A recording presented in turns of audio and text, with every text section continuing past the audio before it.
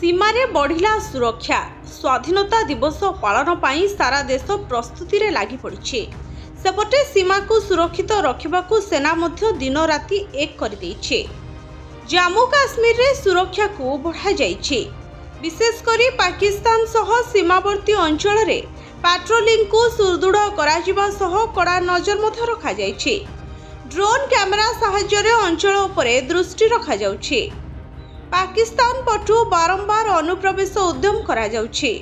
एहाकु रोकिबाकु BSF जवान माने सतर्क और सजग रहिछन्ते। निकटरे जम्मू काश्मीर रे आतंकी कार्यकलाप बढ़ी जाइछे। गोटे परे गोटे आक्रमण घटाउछन्ती आतंकवादी। सेना मध्य आतंकवादी विरोध रे बड़ अभियान चलाइछन्ते।